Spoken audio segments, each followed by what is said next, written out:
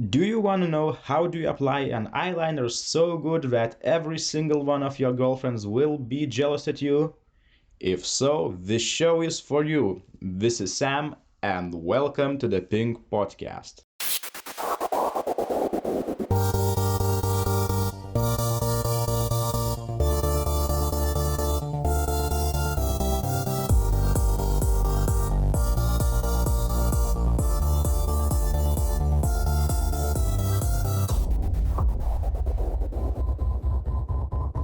So, before we begin today's episode, I actually wanted to answer a pretty important and valid question that I got asked last week, which is, hey Sam, why should we listen to you? You keep giving these advices, and do you have any experience whatsoever, or are you just some random dude on the internet?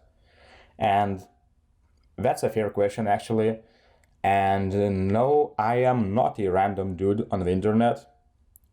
And actually, I've been working in the fashion and beauty industry for more than 10 years, so I mean, I definitely have at least some experience in that.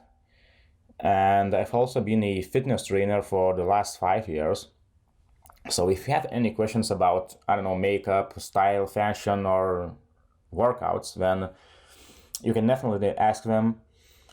And obviously, there's always more to learn. So in case I get something wrong or you wanted to share something, feel free to send me an email to sam@pinkpodcast.com, and I'll be more than happy to share that knowledge with the rest of the world. And also, this episode is actually brought to you by airyhair.com, which is a manufacturer of awesome hair extensions from both clip-in to keratin to micro ring loop to all kinds of different extensions, and all of them are made of real Remy hair. So if you're looking for synthetic ones, you won't find them there. So thanks to Airy Hair for supporting the show. And today's episode is actually going to be about eyeliners, and we'll also get to the question of the week, which is, how do you deal with breakups? And before we begin talking about eyeliners and just some tips, I'll just wanted to remind you about like the basics of eyeliner, and I'm sure some of you already know all of that. And I mean, yes, there are like 3 to 4 different kinds of liners, like pencil, gel, and liquid ones. But if you want to skip this part, feel free to do that, but you could be missing out some important aspects regarding brushes and formulas and so on. So without further ado, let's dive into it. So the first eyeliner is one that everyone probably knows or have seen, even like all men, or at least the one that have had moms or grandmothers or a girlfriend. So it's a pencil eyeliner, and it's actually is really easy to apply, but it does not really spread as smoothly or quickly as a gel or liquid eyeliner.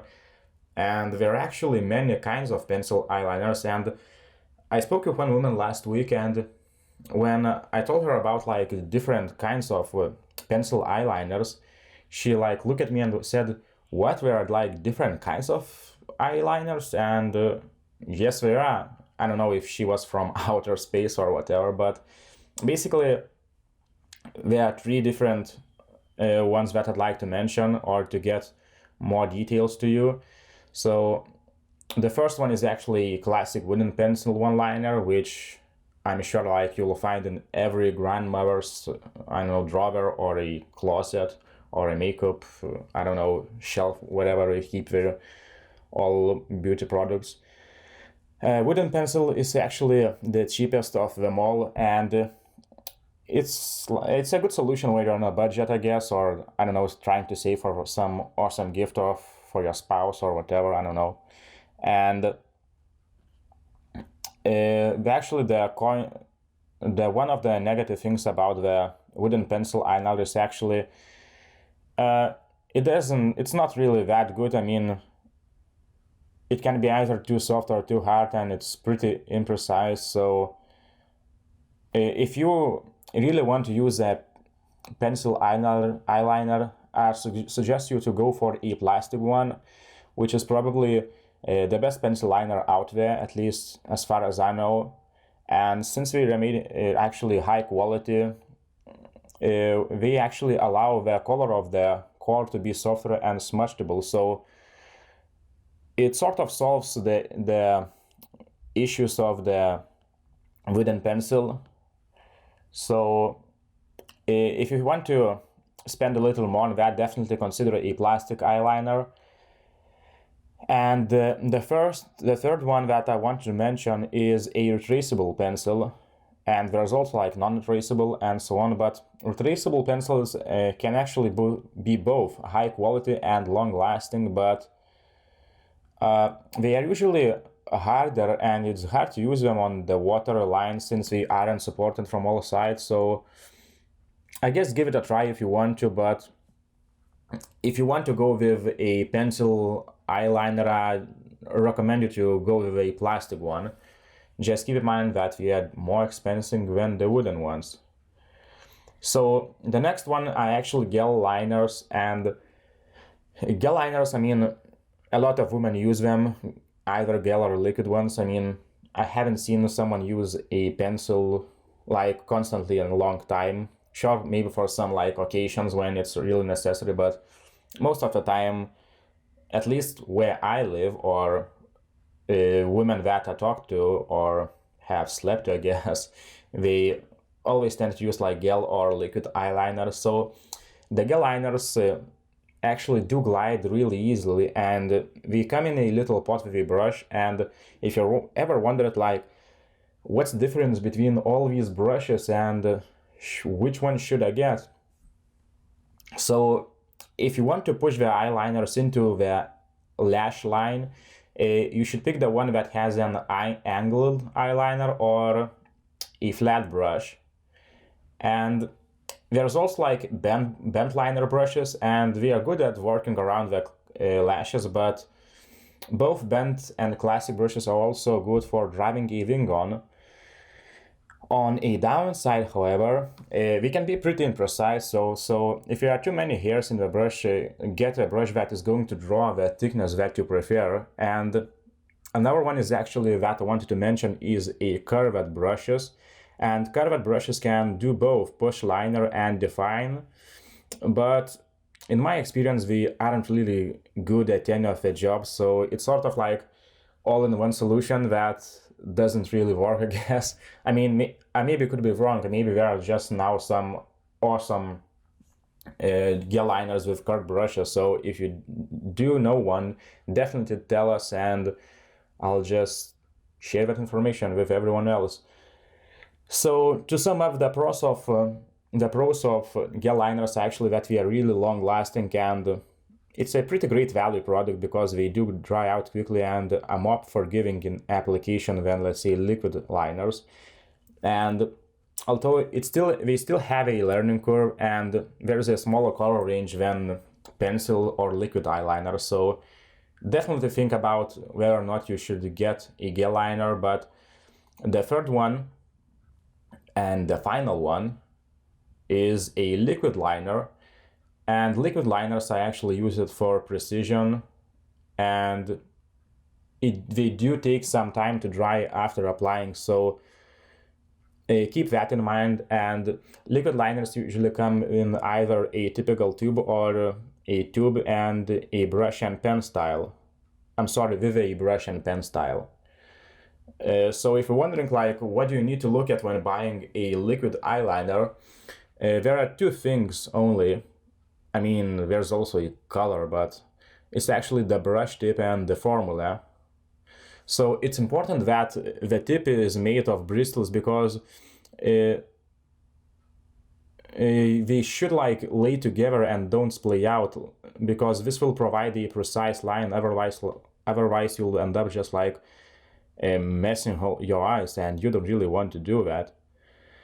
So another common tip is actually a sponge or felt tip, and this tip is usually found on pen type. So I believe like L'Oreal recently came out with a sponge type applicator that for the tubes of liquid liner. And one problem I know with sponge tips is actually if you press it too hard, they tend to bleed because the sponge like holds all this excessive liner. So keep that in mind. And also like felt tips can be really difficult when trying to get the liner flowing. So on a positive note, however, the felt and sponge tips are extremely precise, and it's probably one of its biggest advantage as far as the liners go. And for formula, there are actually a couple of things you want to look at, and one big one is a drying time. And if you're wondering, like, should I guess the one that dries out quickly or doesn't dry out quickly, the formula can last as long as you want, but if it doesn't dry quickly enough, it will like smudge and you will get a lovely line on your eyelid, or if you have like hooded eyes. Also, if you don't want it to dry too quickly, because then you won't be able to fix your mistakes, assuming you have made any, unless you're like some kind of eyeliner professional. Then I guess you could get one that dries too quickly, really, really quick. And the other big formula aspect is actually a lasting power, and when liquid liner is used, it generally doesn't look smudged and is more of a clean line. So the pros of liquid eyeliners is actually that these liners are really precise and can do intricate looks way more easily than you can do with, like, let's say, a pencil or a gel liner. So there's also a really good variety of color options, assuming you need a lot of colors. On a downside, there is definitely a learning curve, but you shouldn't be afraid of that. I mean, you're a woman, so why wouldn't you want to learn and how to look beautiful and sexy? Because who doesn't want that? And also, another thing that you should definitely keep in mind, especially if you're starting with a liquid eyeliner, is that when liquid liner is bad, it tends to look bad, and that you can't use liquid liner on the waterline. So keeping this in mind, I just wanted to share you some tips that I have discovered throughout the years, and I've written them down. So let's begin. This is tip number 1. So assuming you have just woken up, or you're having a crazy hangover, or I don't know, you haven't slept or overdose on caffeine or whatever, and what do you do if you have really, really shaky hands and you need to apply a eyeliner, especially a gel or liquid liner? So it's actually pretty easy. All you have to do is simply sit down and plant your elbow on a flat surface, and the last thing that you want to do is you need to rest your pinky on your cheek to stabilize yourself. So if you can imagine, I got interrupted by my crazy neighbors and we're just making some weird ass noises, and I'm sorry about that. But I hope you get a picture as far as shaky hands go. And this should definitely at least save you at least once. I know it did that to a lot of women. And if you're practicing with a liquid liner, one tip I'd like to give you is actually don't just smear liner all over your eyes.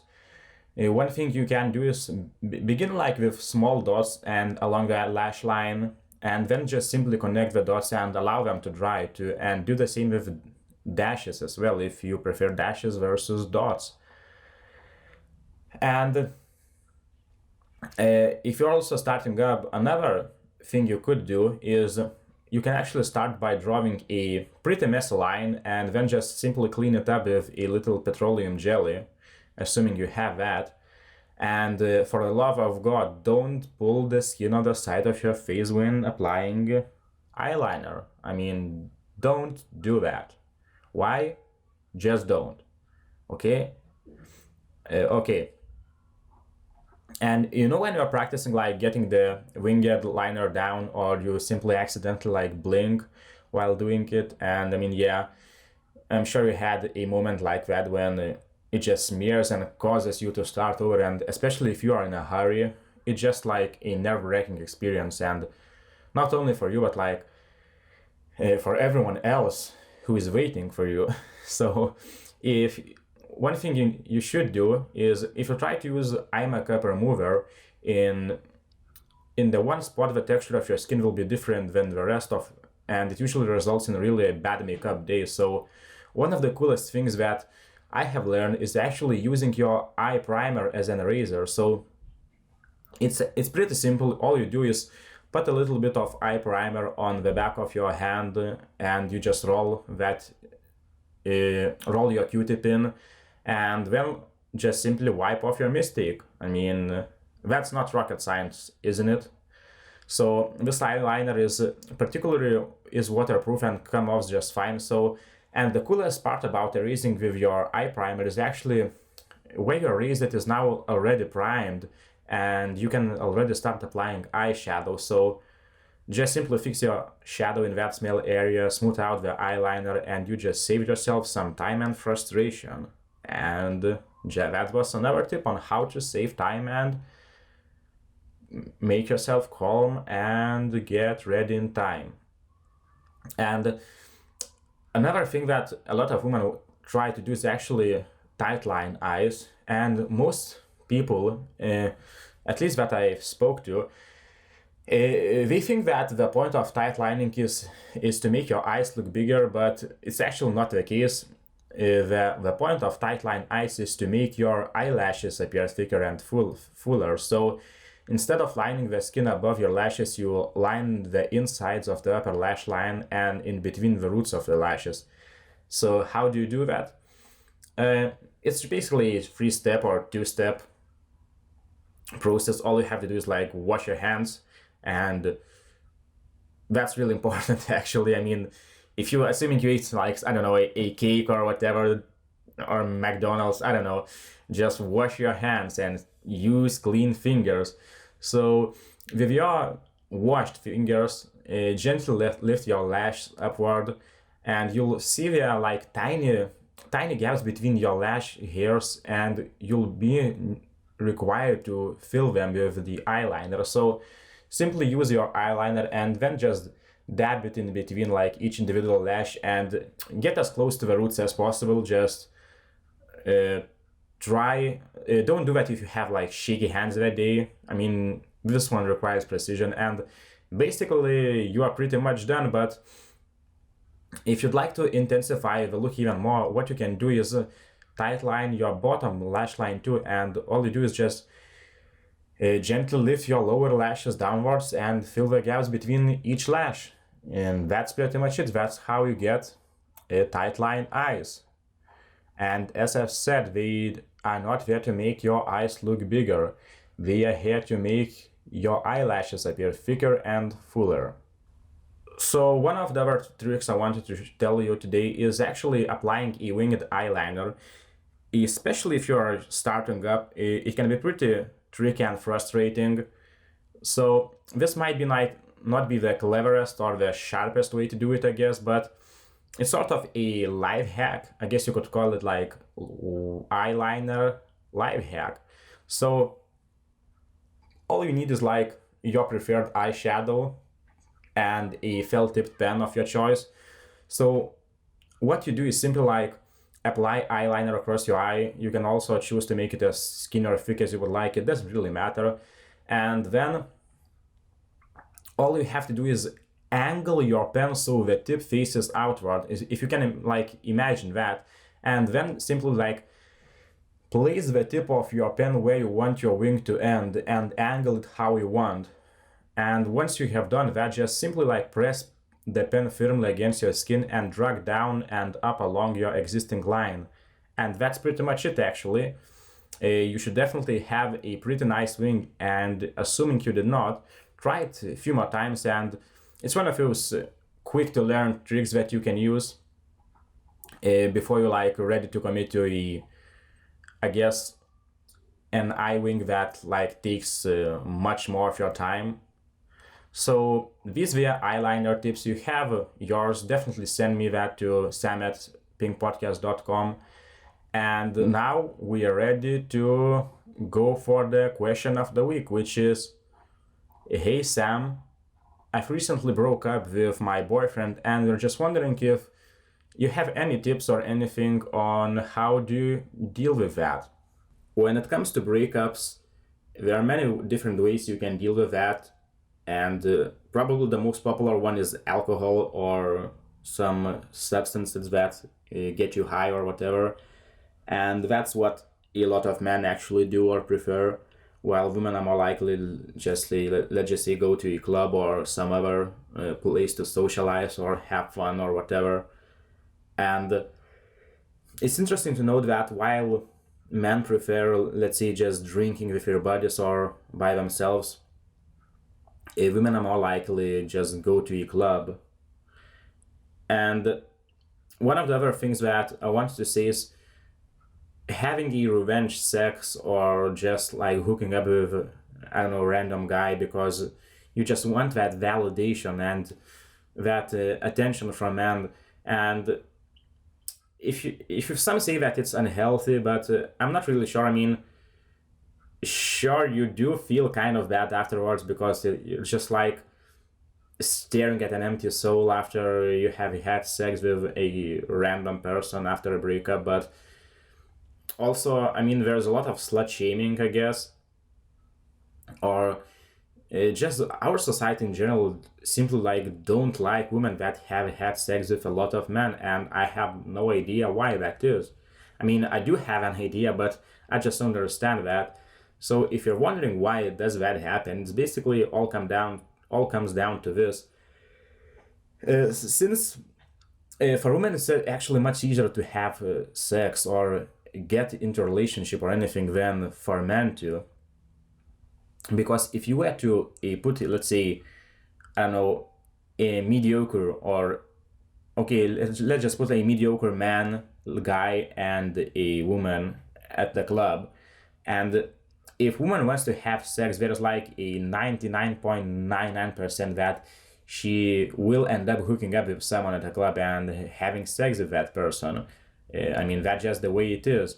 And for men, it's actually not that simple. It's probably like 1 out of 10 or whatever will end up having sex. I mean, it all depends on the place and so on. But for men, it's actually much harder because we are just so needy. And when you can get what you want, you become even more needy, which just like fuels this never-ending cycle. So in my opinion, that's how it all started. I mean, men just got jealous at women because I mean, let's face it, women control sex. And men got jealous, so I'm sure it was like many years ago. So they just started like saying, oh, if you have had sex with many guys, it's because you're like a bad person, or I don't know, it's just bad for you and you should be ashamed of that. And I don't really understand why would we get jealous. I mean, you could always just improve yourself, but that's just the way society works, I guess. I'm actually one of those men that prefer women that have had a lot of partners, and basically mostly just all comes down to experience. I mean, if you have had like 2 partners or 10 partners, it doesn't really matter. I mean, you still can end up like getting married, having children, and raising a healthy family and so on. So I don't really understand why that's a bad thing. It's all positives because once you have had many relationships, I mean, at that time you definitely know what you want from your partner, or you could also that could happen that you have now no idea what you want because you have been exposed to so many of them. It's like I don't know, picking an ice cream flavor when there are hundreds of them, you know. If you're like 2 flavors, let's say vanilla and chocolate, you'll probably like, okay, it's chocolate this day and vanilla maybe. And if you have like hundreds of different flavors, it's pretty hard to do so.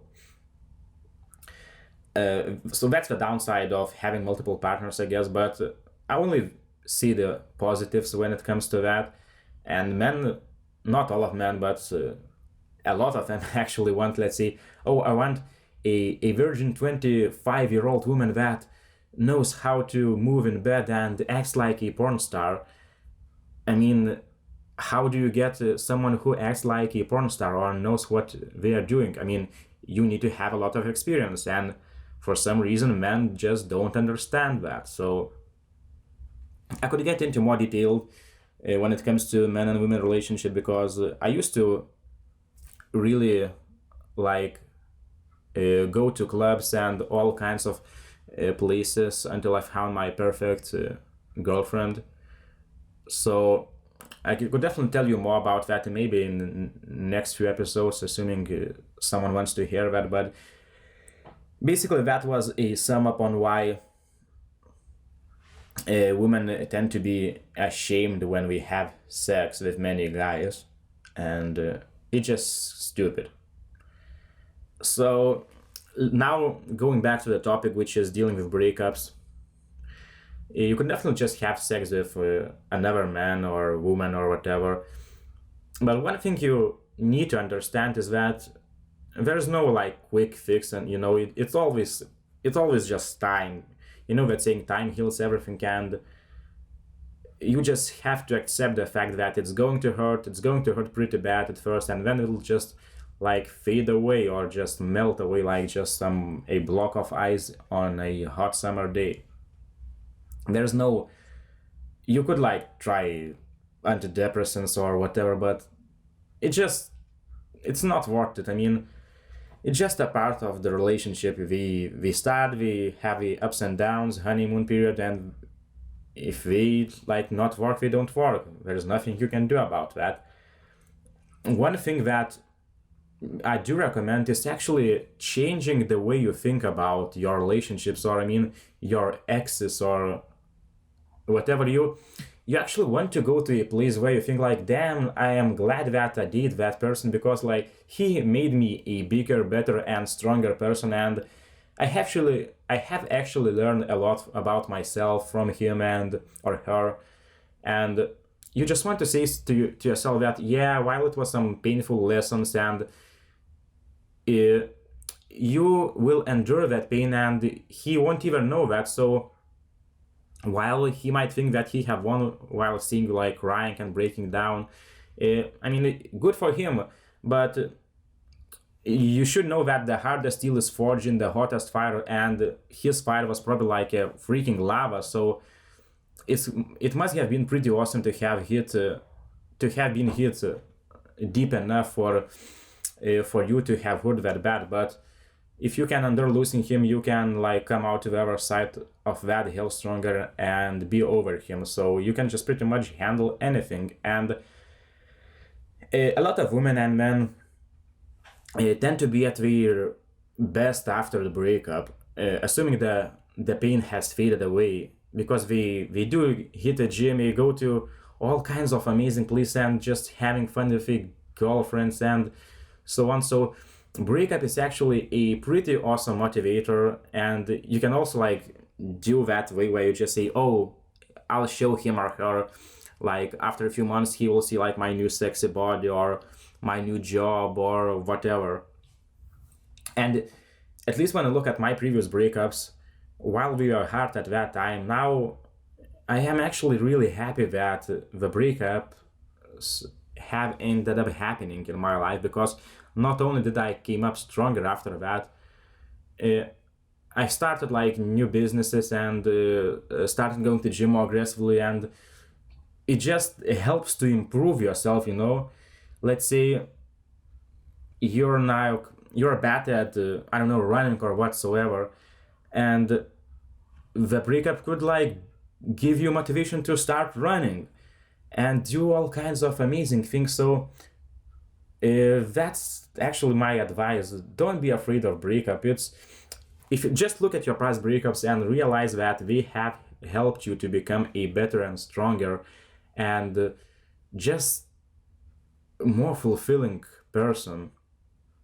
So that was my advice about dealing with breakups, which is accept it, feel the pain, and use that pain to motivate yourself. And I know it's easier to say that than actually follow your advice, but that's just the way it works, and that's it. So if you have your questions or feedback or anything, just shoot me an email at sam@pingpodcast.com. And if you like this episode, feel free to subscribe, rate it on iTunes or any other place you're listening it to. Just if you are driving, don't rate it on iTunes while driving your car, okay? And I just wanted to remind you that this episode was brought to you by airyhair.com, and we produce like really awesome quality and price extensions. You should definitely check them out.